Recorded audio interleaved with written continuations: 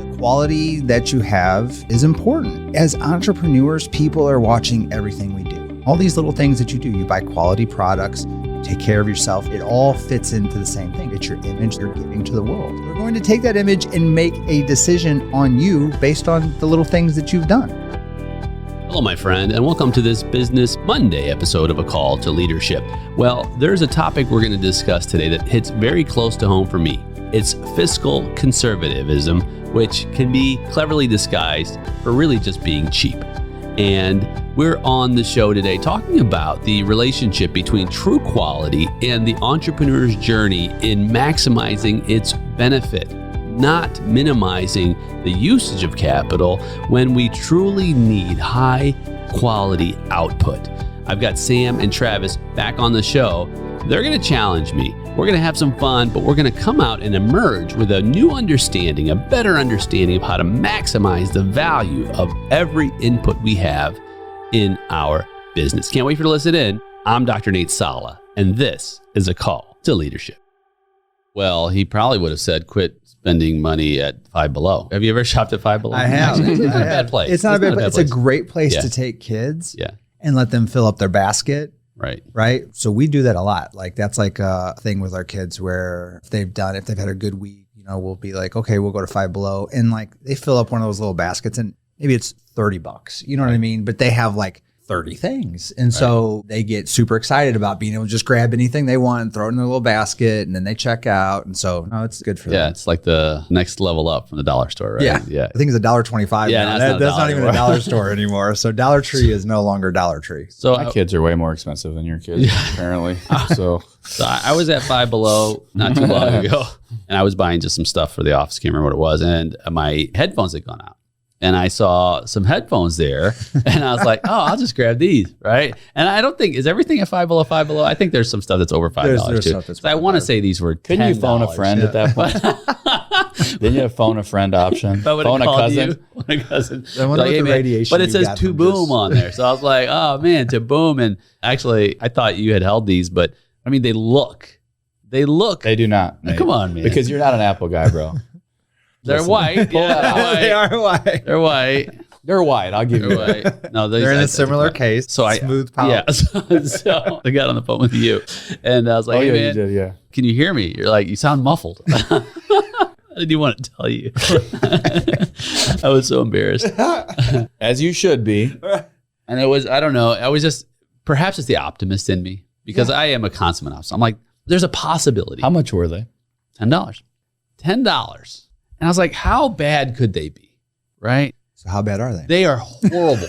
They're so bad that I decided to keep them and use them as a prop for when I do public speaking now about the difference in quality, right? And so next we were at our last retreat, and one of our group members, PJ, who we've talked about a little bit, is also an Apple person, and he had his AirPods. He's like, check out my AirPods, especially the new noise canceling, because we had just recently went out to Palo Alto and we were with some early Apple employee and talked a lot about Apple's new technology. And so it was awesome. It was like I was in... Changes your world. Like I was in a chamber. Dude, and like everything cancels out. Everything cancels it's out. awesome. I was like, what? You got yours, right? I literally don't leave home without great. Let's take a look at those because mine, I left home. I brought my box. Don't judge my... You got yours too, yeah. We should recognize, though, that all three of us have them. Yes. That says something. It does say something. 3 people in a room all have them. Feel the weight. Yeah. So there's certainly probably, 2-3 times weight. Yeah, and yours are a bigger kind of box than mine is too. Yeah. It's interesting. So I put them on, and they do work, by the way, with Android. Just so you know. I mean, do these not work with Android? I don't know. They do. I mean, they do. They do work. They work with anything. In fact, several retreats ago, you had me get my iPad, and then now I bought my headphones, and I actually bought the watch too. You stuck your foot in, then your arm, then your left finger. Like you're like Twister with Apple. You're playing Twister. Like, jump in. Yeah, thank you. That's I just gotta get the phone. I just gotta get the phone. So maybe we'll just do that soon here together. Just order it for him. I can send it to you right now. Right. Just let me know. Literally order it for him. Once it's at his house, he's gonna play with it. He's gonna open it. He's gonna play with it. The point of this episode is to really just discuss this idea of quality, right? And innovation in quality when we take shortcuts, especially as entrepreneurs, right? Because sure, it's silly and it's fun to talk about this, but this is a representative of some of the things we've all done in our business life, right? And not just you, the three of us here. Someone listening is like, yeah, I bought the $10 set of headphones, which I knew they wouldn't work. This is hyperbole, right? But whatever it is in my business that I've done in the past, because I wanted to cut a corner, I wanted to save, and it ended up backfiring on me because these are expensive. They are expensive. $250 is what the label says here, right? And I couldn't even get a deal. Worth every dang penny of them. Worth every dang penny. Yep, 100%. Like I can't survive. Like today, left my house. I took my son to another hockey practice. It's every day, pretty much. So it feels like every day at least. Right. I was going in the rink. I took my AirPods. Like I don't need to carry my AirPods in the rink. Like I'm not going to get on a call. Yeah. Got a mile from my house, realized I did not have these. Guess what I did? Turned around and got them. Turned around and got them. 1,000%. Listen to me. There is no call that's going to be past. If it's longer than 3 minutes, this comes out. Like I can't. Like it's. Yeah, I mean, I think it's just easier. Your hands, like I don't like holding the phone. But we've had Bluetooth for a while. No, I know, but these just work. New. They work well. They work well. They work. They do what they're supposed to be. They're comfortable. They work well. I mean, dude, how many times have you and I been on flights and we've had these things in our ears for 3.5 hours, 4 hours? You know what I mean? Like once a month. Exactly. Like all the time. So like I could not survive. I mean, I could survive. I'm not trying to do that. But like these make life so much easier. And I will tell you this, right? You spent $10 on those, right? If I spend $10 on something, I don't value it. Right. I lose it. I break it. Right. If I spend $250 on something, I know where these things are at all times. You know what I mean? Like I'll get a little panic and I'll be like, whoa, where am I? You know what I mean? Like sunglasses. I used to always buy Quick Trip, which is a convenience store here in St. Louis, right? Just run in and buy a pair of sunglasses, right? And I would lose them. I'd break them. And, I didn't care about them until finally I didn't have enough money, but I did. I bought a pair of Ray-Bans. They probably cost me like $150, right? And I kept those for like years. And I was like, what's the difference? Like, how am I? It's because I'm more cognizant that these are expensive. I don't want to break them. I want to. And so with that, right, I'm not saying there's definitely a quality standpoint, but also for me, there's something subconscious that if I pay more for something, I take better care of it. Absolutely. So I take better care of it. Like, you go buy a $5,000 car or you buy a $50,000 or $100,000. It's different. Yeah. It is different. It is different. Yeah. And so you get more use out of something you spend more money on because you take better care of it and it ends up lasting longer. You didn't have I think it comes down to expectation. Did you really think those were going to work good enough for you? I thought they would. Like I would have no way. No. At least they would work. Now, granted, it might be, and I don't want to be stereotypical because they're stereotypes, but may have been a little bit of the old school Palestinian in me coming out, being like, oh, I've got a great deal on these headphones, right? Don't offend me. I'm sorry, man. Yeah, you can file a complaint to yourself. But I thought they would at least work. But would they have worked well? Probably not. It was totally taking a risk, right? However, I was in a jam and I'm like, I have got to get some headphones. And I'm like, oh, they're on the shelf. How bad could they be? Like, so bad that you shouldn't even be selling them. I mean, like, I will tell you, bad. Yeah. I will tell you that is made for an Android user. And I'll explain myself. Okay.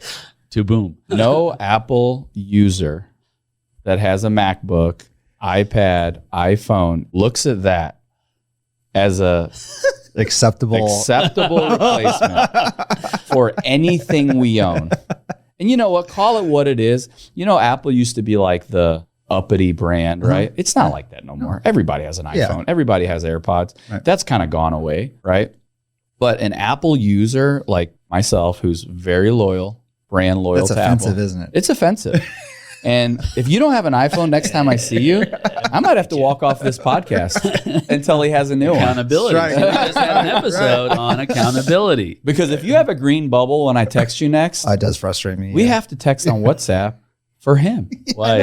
Otherwise, do you green bubble on your iPhones? No, we have clean. If you text from Apple to Apple, it's blue, right? If you text from Apple to an Android, it's green. Hilarious. And so Apple does it on purpose, right? Because they could easily open up iMessage to everybody.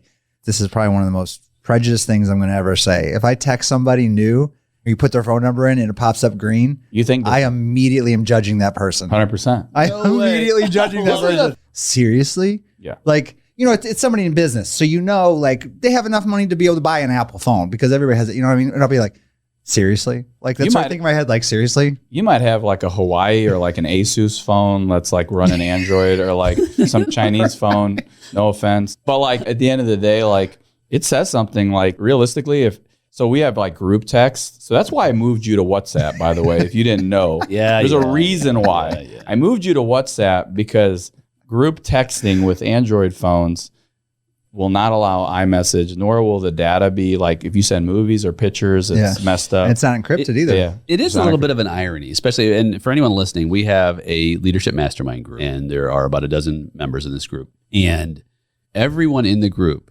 except for the group leader, has an Apple phone.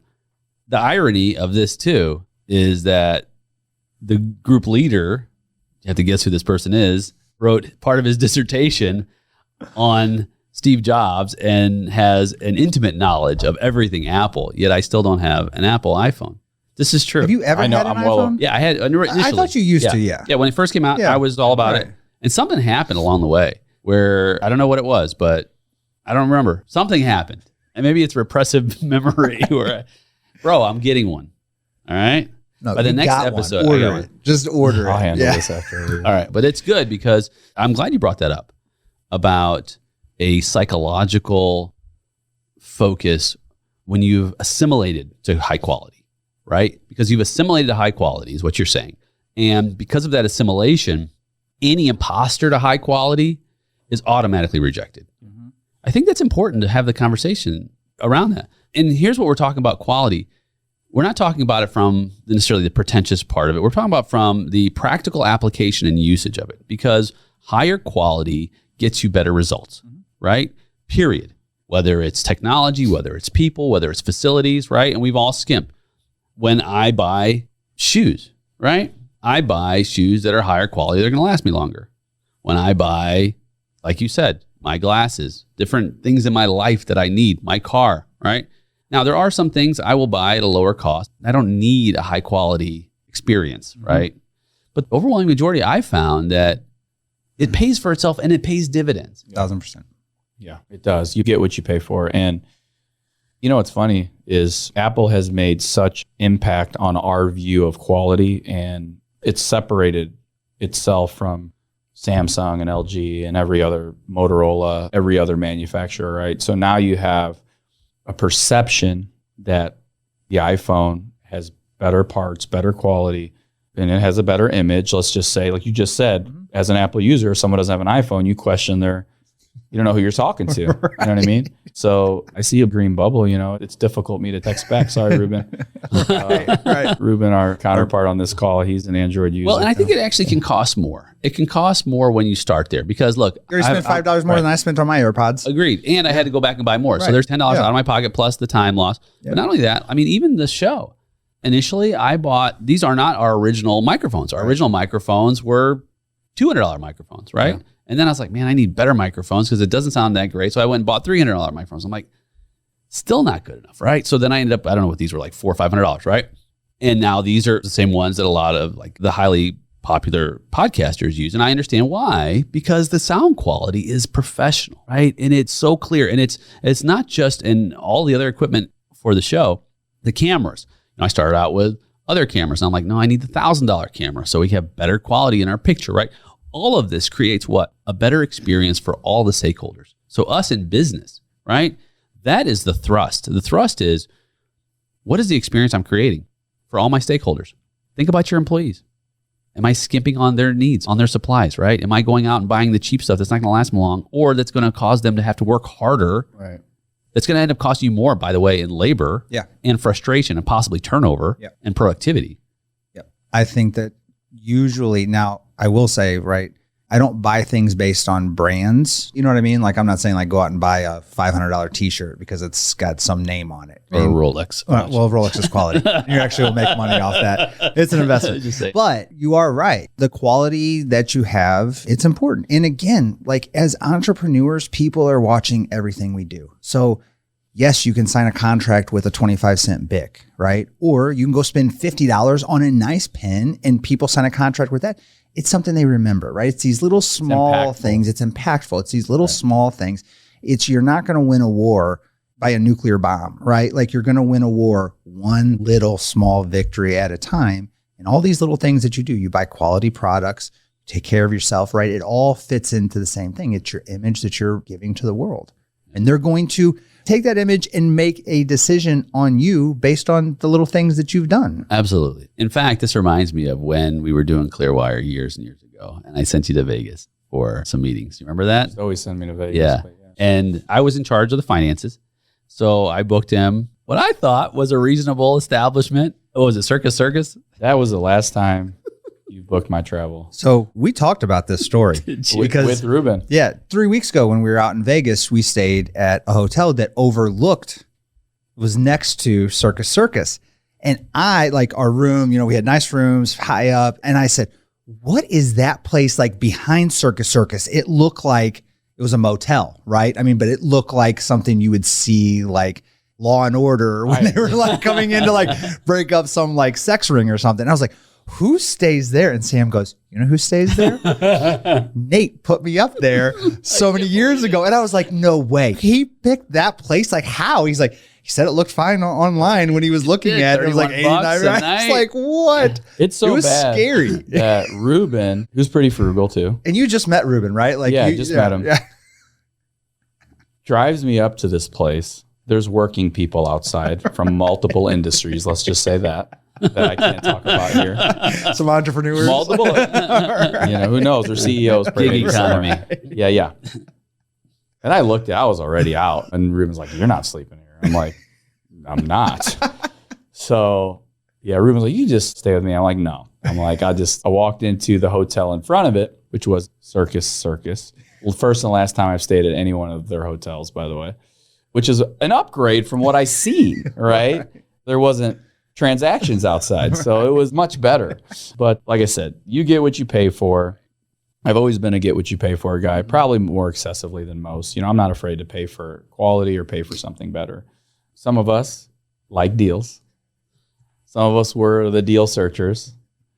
Some things die. Some things still look for deals. Things stay the same. Right. No matter how much they change, successful you are, how much money you have. For sure. Yeah. Some things are ingrained. Yeah. But it just goes to show you that you have to think outside of like, okay, is this the best deal?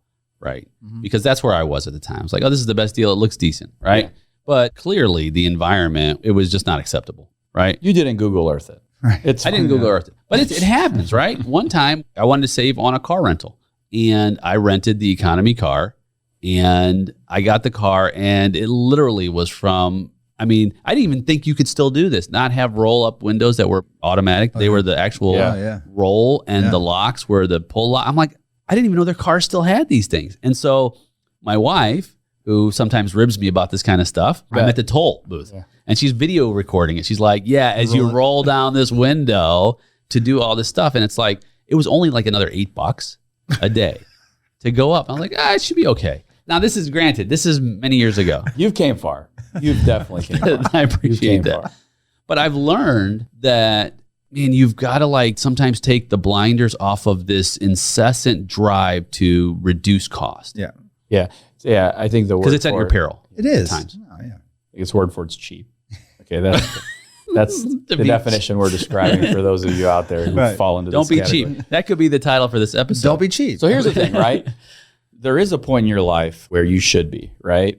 Maybe the income's not there, you're taking care of a family, every dollar matters. Like, look, I get it, right? There is a point where there's a quality to cost trade-off, right? Mm-hmm. And going into it that you're trading costs when you're sacrificing quality, right? So it is what it is. But there's a point where you've quote unquote got stability. You've I want to say made it. We've never made it completely, but let's say you're in a different position you were then. You have comfort. It doesn't really matter because at the end of the day, that $8 a day you saved isn't going to matter when you're gone. Right. You would have just wished you would have spent the $8 and had the power windows. Yeah. Right. Yeah. And that's how I look at life in general. Right. Is that it's okay to be frugal. It's okay to make decisions on things that maybe are less valuable to you. But I also believe that you should live your life to the fullest if you can and spend. You can't take it with you. You can't fit all that money in a grave anyway. So my grandfather used to tell me that, God rest his soul, you know, he used to say that. He's like, he liked nice things. He liked, you remember him? He had the nice cars. He wore nice suits. He lived his life. And he used to tell me, he'd be like, you can't take this with you, man. Live your life. Enjoy yourself. If you're making it and you can do it, do it. That's what I believe. And I absolutely love these AirPods. And the next time we meet. Next time we're here, you're going to have an Apple phone? I will have an Apple. Well, my friend, we did it. I'm so honored you were able to join me on this episode of A Call to Leadership. Now, this might not be for everyone because you really have to be in a certain place in order to take the kind of steps to level up your leadership. And I want you to be taking steps. And for those of you who feel like you're ready for something like this, there's a place you can go. You can go to our website, greatsummit.com. I'll make sure that's in the show notes. But here's the cool thing that we have. We've got a masterclass. We have all different kinds of events. We even have our leadership club where you can meet other people just like you to go deeper in your leadership journey. You and I will get to spend some time together and really focus on aiming for greatness. I can't wait to see you there. I'm Dr. Nate Salah, and this is A Call to Leadership.